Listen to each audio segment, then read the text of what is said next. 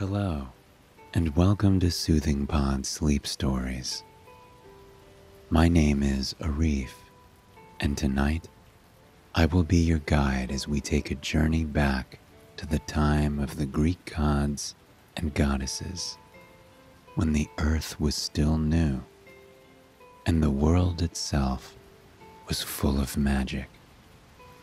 We'll experience a tale of true love in its finest form, as we follow the love story of Orpheus and Eurydice, two star-crossed lovers who would, quite literally, go to the underworld and back just to be with one another. Before we begin, however, let us take a moment to relax and find comfort in the space that we are in, here and now. Allow your body to truly sink into the mattress. Here and now, you have no obligations. There is nothing for you to do except find a comfortable position and listen to the sound of my voice as I guide you to a night of restful sleep. Though your body may feel rigid now, and your mind may feel as though it is racing without an end in sight, know that these feelings are temporary, and in this moment, as we inch closer and closer to sleep together, you are not alone. Starting at the crown of your head, trail down your body and release the pressure or discomfort you are carrying by tensing and releasing. Tense and release your jaw, your shoulders, your arms, your core, your legs, your feet. With the strong release of tension, notice how light you now feel with your muscles relaxed. If any negative emotions or worries rise up as we travel through ancient Greece together, know you can return to this exercise to find comfort for your body and your mind. Now that we've taken the time to wind down from the day, let us begin our story. The world was new, and there was a freshness in the air unlike anything else. A promise that there were stories about to unravel, adventures about to be had, and love about to be shared in communities around the world. The breeze seemed to have been golden in those days, whistling through lush forests, weaving through plains brimming with amber grains, and whirling over cerulean oceans. In the midst of this, there was Mount Olympus, and on Mount Olympus, Apollo, the god of poetry, art, archery, sun, light, knowledge, and music, was welcoming his newborn son to the world. He held his tiny child in his arms, looking over him in utter awe as light streamed in through the marble window and splashed over his son's face, illuminating his dark brown eyes. Apollo was speechless, completely transfixed on the otherworldly reality that he was holding his own son in his arms, a newborn, a person who needed his love, his guidance, his protection. Apollo was a god of immense power, and yet this helpless child was lying in his arms, unaware of his lineage and the promise of his own future. Apollo dubbed his son Orpheus. Orpheus cooed at the name, wrapping his tiny, tiny fingers around his father's outstretched hand. In Orpheus's eyes, Apollo saw the soul of a poet and a musician. And as Orpheus continued to grow, Apollo knew for certain that that was what his son was meant to be.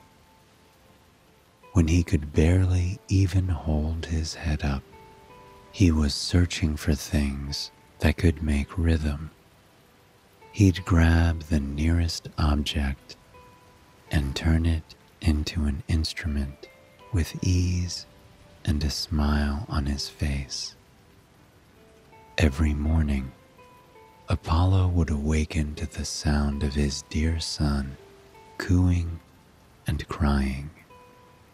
Though Orpheus's cries were not ones of anguish or sorrow or need, they were beautiful cries, as though he was trying to find a melody in a world he barely knew anything about. Soon, Orpheus was walking and talking. He didn't speak like other children. There was no careless nature about him, no whining, no crying. He spoke as if he were a patient observer of the world. When he was only 4 years old, Apollo bestowed his son with a lyre. All hours of the day, Orpheus could be found meandering through the house and through the gardens, playing sweet melodies on the lyre everywhere he went. People and gods alike would gather around just for a chance to hear the songs of Orpheus. And yet, despite having hundreds of people desperate to hear his music, Orpheus felt alone as he grew into adulthood. He had parents who loved him dearly, several gods and goddesses who admired him, and yet he didn't feel understood.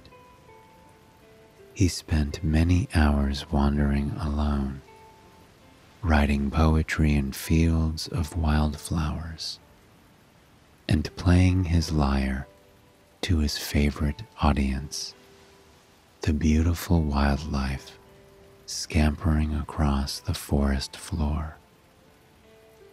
On one of these trips, it was raining. Orpheus sat down underneath an olive tree to shield himself from the falling droplets. He leaned against the bark, finally feeling the stress of the day melt away from him. Then he began to play. As he played, the world faded away. He could almost see the music flowing from his lyre, changing colors and shapes, and the way it moved as the songs he played shifted. He saw the blue swirls of a sad song, ebbing and flowing through the trees. He saw the orange starbursts of an upbeat melody dance across the forest floor. He saw the reds and pinks of a love song swaying and breathing life into the trees and plants at his feet. When he was finished, he sat there for a moment, soaking in the sounds of the forest as they returned.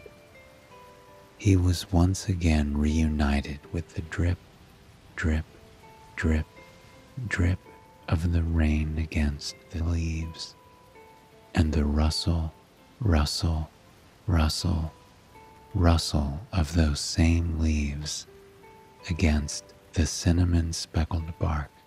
He could hear the sound of songbirds flitting overhead and the squirrels and chipmunks scampering underfoot. But then there was a sound he wasn't expecting, the gentle applause of someone. He turned, and to his surprise, found himself in the breathtaking emerald gaze of a stranger. She stood before him underneath another olive tree, her hands carefully laced around one of the slender, gnarled branches. She regarded him with admiration, but in a way that Orpheus has never been admired before. This felt honest, true, as if she understood exactly what he had been trying to say with the melodies he was putting out into the world. He crossed into the rain and introduced himself, so drawn to her and warm under her gaze that he didn't even feel the cool raindrops coursing down over his face and arms. She bowed a bit, introducing herself as Eurydice. She was the daughter of a farmer, though farming wasn't what she was drawn to. Orpheus couldn't help but notice the book in her grasp. It was leather-bound, painstakingly made, and it was deliciously worn. The pages were dog-eared and rippled from many hours of use. The paintbrush dangling from her grasp, too, had seen a great deal of use. The handle was flecked with vibrant colors, all put there while she was deep in the throes of her art. Eurydice apologized for listening to Orpheus. She often came to the forest to find inspiration for her paintings, and today she came a little deeper into the woods as she heard Orpheus play. She had never heard such a melody before in her life. Orpheus thanked Eurydice, genuinely appreciative in a way he had never been before. He extended his hand softly, asking if she would allow him to see her art. Eurydice's grip tightened on her book for a mere instant. It was clear she didn't share her art with many people, if any. When she handed the book over to Orpheus, there was a depth in her eyes, a plea that said, "Let me trust you with this." And Eurydice certainly picked the right person. Orpheus opened the first page and felt as though he had been transported into another world, a world seen through Eurydice's eyes. As he flipped through page after page, he felt more and more inspired.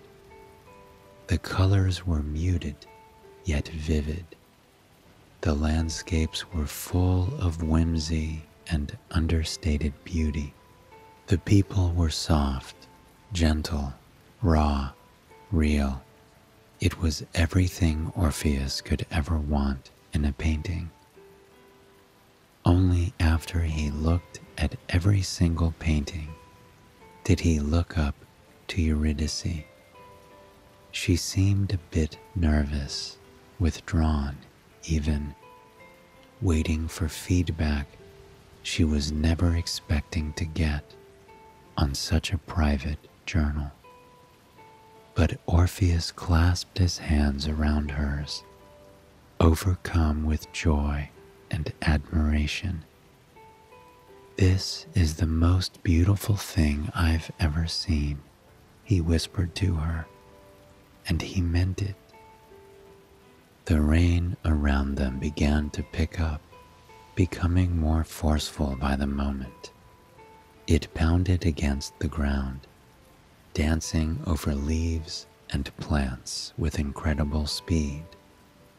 Trying not to get drenched, the two inched closer together and sat against the same olive tree to shield themselves. They talked for quite some time before they returned to their arts together. Orpheus asked what Eurydice felt like painting.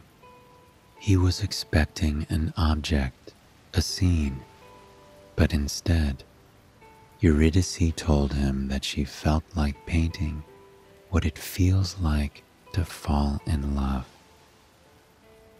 Orpheus began to play that melody, a melody from his heart, encapsulating the wonder and joy that comes as you feel yourself falling for someone, the lack of control, yet complete acceptance, the fear, yet excitement, the potential that this could be a love you feel for the rest of your life. As he played, Eurydice painted beside him. They sat there for a few hours, simply being in their element together. The music flowed like a soundtrack the universe had made for this very moment, and her paint splashed across the page as she painted. It was a scene of pinks, reds, oranges, and greens, natural and wild and breathtaking.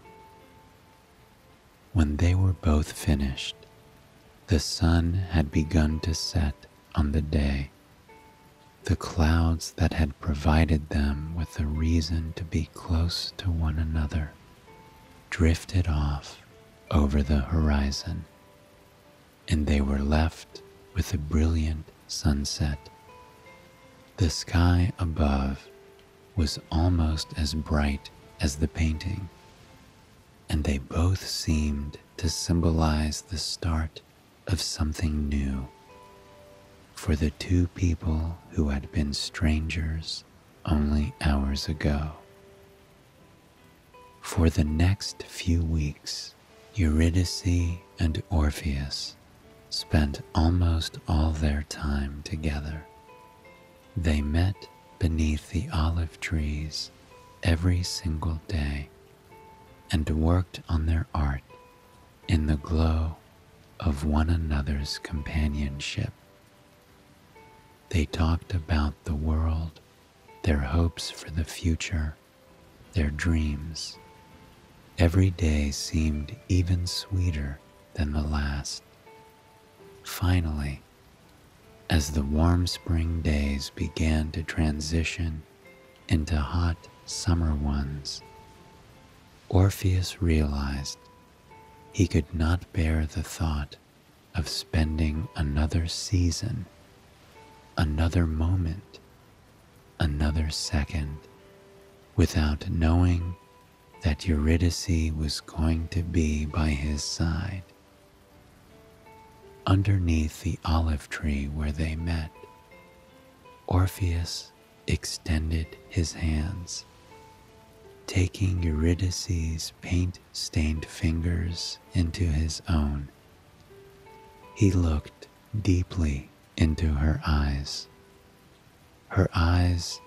that had rendered him speechless all those weeks ago, and he told her about the depths of his love for her, how he dreamt of her every night and longed to have her by his side every morning, how he never wanted to play the lyre without her painting next to him, how he never cared to make anyone smile and laugh but her.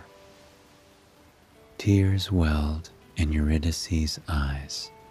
She laid her soft hand on Orpheus's cheek and kissed him gently. When they parted and their eyes met once more, it became clear what they had to do. Their wedding took place the next day on Mount Olympus. The gods sent gifts. Apollo was impressed with what a perfect match Eurydice was for his son, and sent his blessings to the happy couple as they began their new life together. And my, what a beautiful life it was. They settled down in a cozy little cabin at the edge of the forest, nestled against a stream. Every morning, Eurydice would awaken before Orpheus. She would slip out of bed and tiptoe across the cool wood floor to the wood stove that they had in the center of the room. She would stoke the fire, watching the embers dance over the logs, illuminating Orpheus with a warm orange glow. Sometimes she would sit there by the fire for quite some time, watching Orpheus as he peacefully slept. She loved knowing he was curled up in bed, safe and comfortable, where nothing could harm him and no worries could fall upon him. She wished that he could feel that way all the time. When he finally awakened, he would do so with a smile. He would reach out to Eurydice, drawing her closer and closer into bed until she tumbled into the sheets with him, and they would giggle in each other's arms for quite some time. It was their favorite part of the day. They would lie there for an hour or two, stroking each other's hair and whispering about their plans for the week. Then, when the sun had truly risen and the forest around them was alive with the songs of birds, they would rise from bed, shake off their slumber, and head out into the world together. Every day was a little different. Some days they would lie in the meadow, breathing in the scent of the wildflowers as they painted and made music. Other days they would forage for dinner in the forest and then sit down against a tree and work on their art. On warm days, they wouldn't make music or paint at all.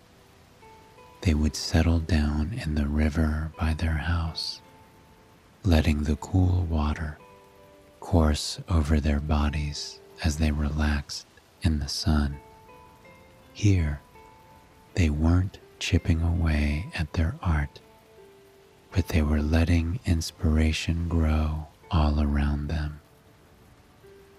And as more and more days passed like this, they fell more and more in love. They had been two lost people before they met one another. They were alone in the world, desperate for someone who could understand them, desperate for someone who could help them become who they were meant to be. Every night, as they lay down to go to bed, they would hold one another. Eurydice was always the first to drift off to sleep. Orpheus would hold her tight, wondering what she was dreaming about, wondering where her brilliant mind took her, when it could go anywhere in the world. He would watch her lips part slightly as she began to whisper gently in her sleep. One particular night, Eurydice woke up as Orpheus kissed her forehead. She chuckled at his sweetness, asking why he felt the need to do such a thing. Orpheus told her that she was the reason he felt whole now. She was the reason that the world made sense, the reason that he was happy. He could never thank her enough or admire her enough for giving him such a gift. With tears in her eyes, Eurydice kissed Orpheus gently on the lips. She told him that she never imagined she would meet someone that was a perfect match for her, someone that was her other half in every way. Not a day went by where she wasn't grateful for him. The next morning, Orpheus was summoned to visit his father. He bid his beautiful wife farewell for the day, just for a few hours, and encouraged her to go and enjoy her day until he returned. Eurydice waved to her beloved husband until he was out of sight, and then she set out to spend her day in the forest, as she always did. However, that day she decided to go a different route. She meandered through a stunning, magical stretch of forest, one she hadn't visited since she was a small child. The forest was teeming with ferns and moss, a forest that was truly alive in every sense of the word. She meandered down, down, down, down the rocky path until she encountered a small pond in the center of the forest. It was ethereal. Leaves and flowers floated on the glassy, crystal blue water. Vibrant lily pads peppered the surface, each one seemingly brighter than the last. But even more incredibly, nymphs began to rise up out of the water. Eurydice had danced with them when she was a child. She had wandered through the flowers with them, laughing and enjoying herself until the sun dipped down over the horizon. And today, was no different. The nymphs were ladies of the forest, creatures completely intertwined with the beautiful forest around them. They danced with freedom and joy that one can only find when they let themselves go in nature. Eurydice danced with them to music that wasn't playing. They swirled and twirled and let the flower-tinged breeze weave through their hair as they laughed and sang for what felt like hours. Eurydice was overjoyed, but deep down there was a twinge she couldn't ignore, the desire to experience this with Orpheus. She vowed that tomorrow she would bring him into the forest with her, and they would experience this in each other's arms. But tomorrow wouldn't come, not in the way that Eurydice was expecting it to. During one fateful leap in the dance, she stepped on the head of a snake. The snake bit her, and within minutes she was gone. Hours later, Orpheus returned home to find his wife missing.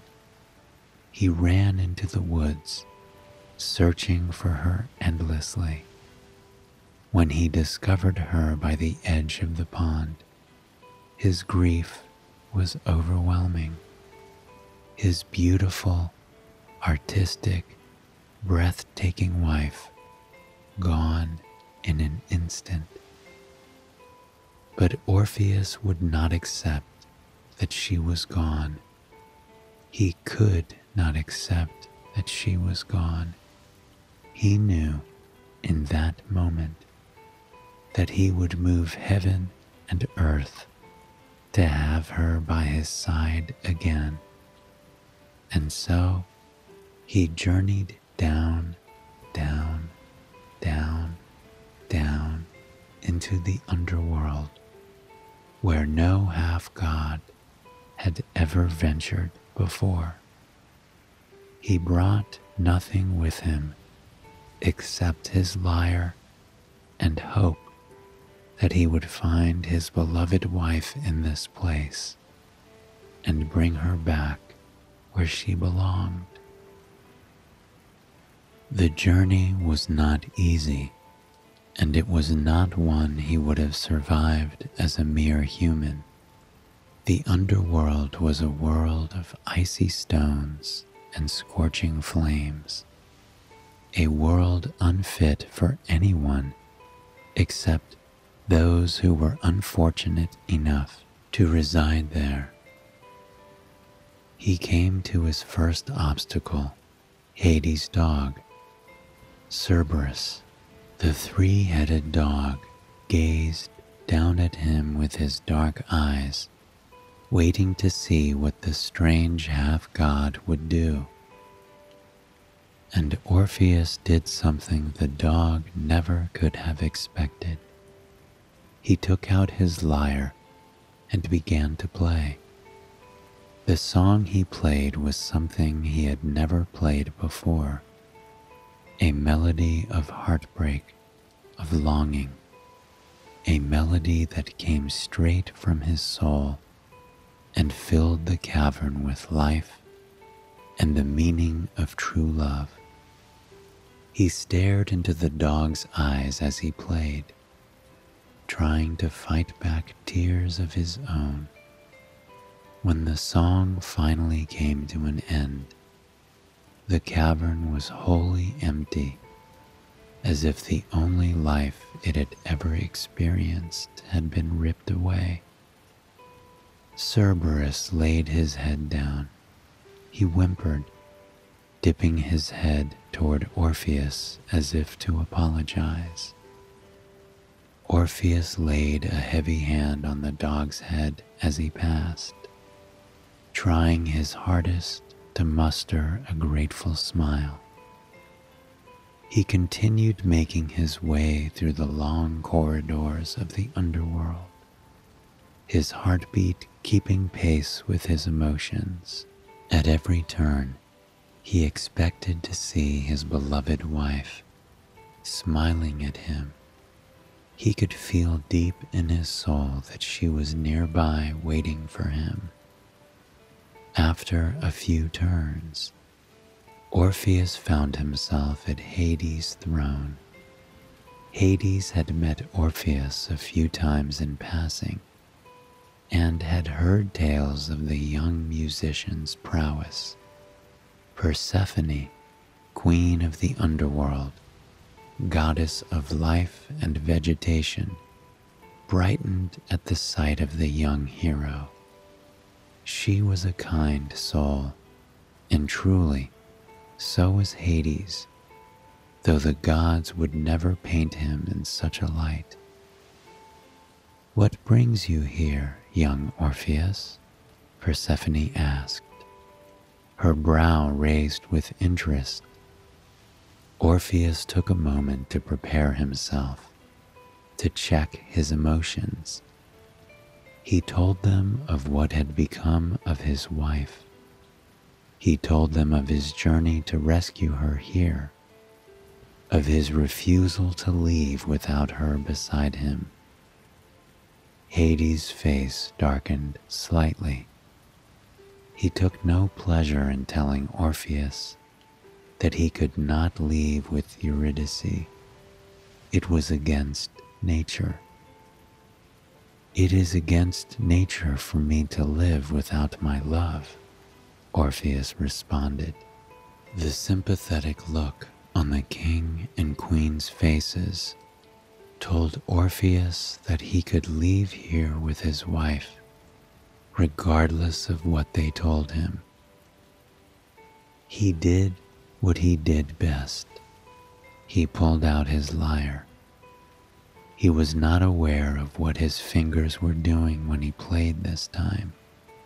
He had never heard such a melody drift from the strings of his lyre before. It was as if he was baring his soul before Hades and Persephone, playing for them a song that no one else would ever hear. It was the song of his love, the song of his journey, the song of what his future would be without Eurydice. As he played, Persephone grasped her husband's hand. For a moment, she imagined life without him, and for a moment, he imagined life without her. When the song ended, there was a coldness in the cavern. It felt empty now, hollow, just as the room with Cerberus had only moments ago. They stood in silence for quite some time before Hades nodded. "You may take your wife with you, but you must do so by putting trust in us for making this unprecedented decision. You must walk out of here and not look back at your wife walking behind you. If you do, your wife will be lost here forever," Hades told Orpheus. Orpheus bowed to Hades and Persephone, grateful. A gust of wind whipped through the cavern, urging Orpheus toward the exit of the underworld. It was a long, winding walk. His heart was pitter-pattering in his chest, thrumming against his rib cage.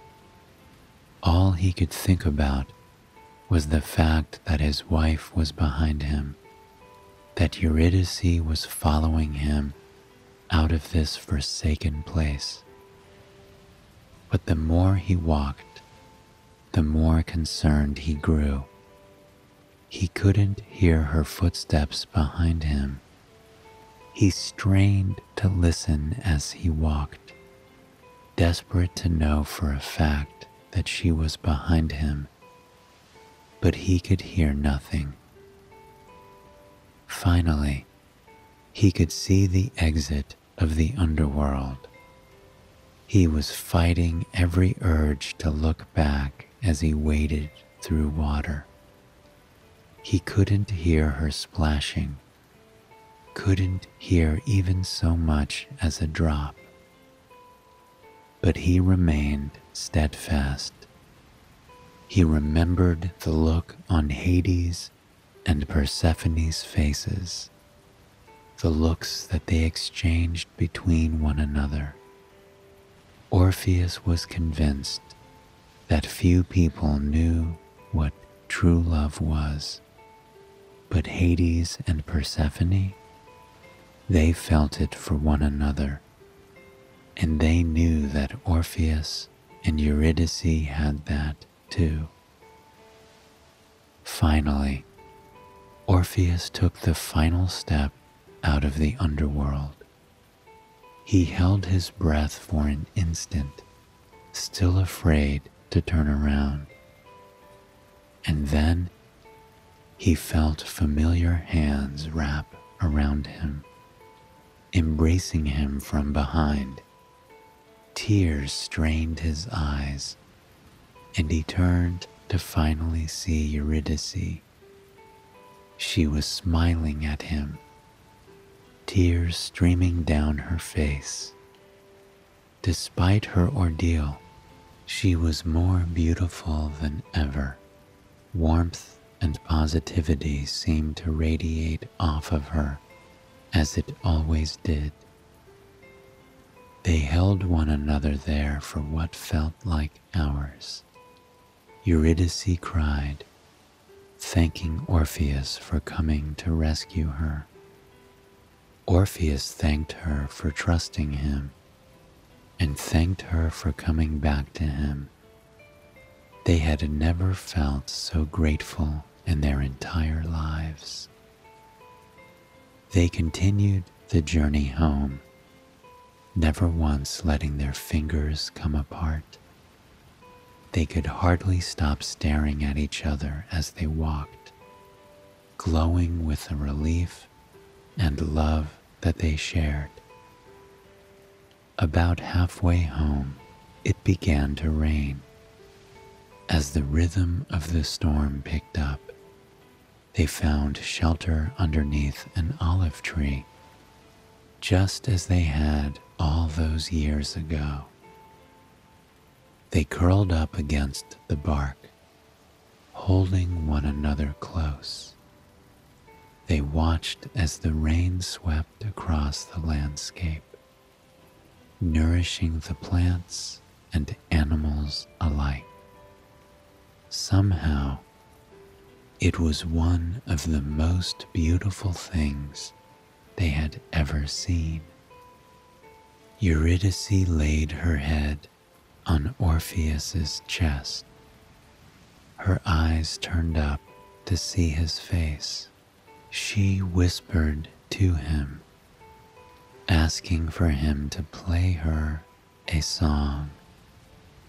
Orpheus knew he would meet any request she had for the rest of their lives together, just as she would for him.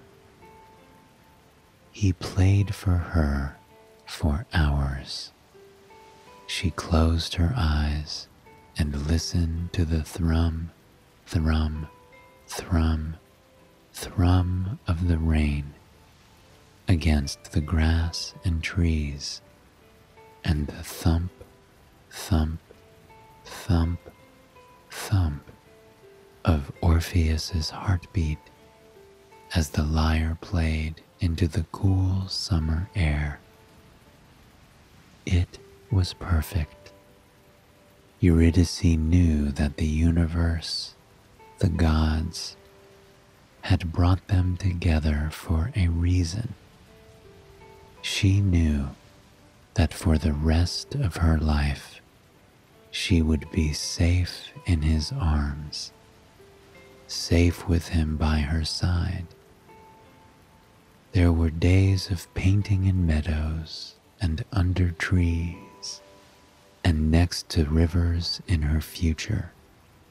But most importantly, every day was going to be spent with Orpheus, the man who would do anything for her.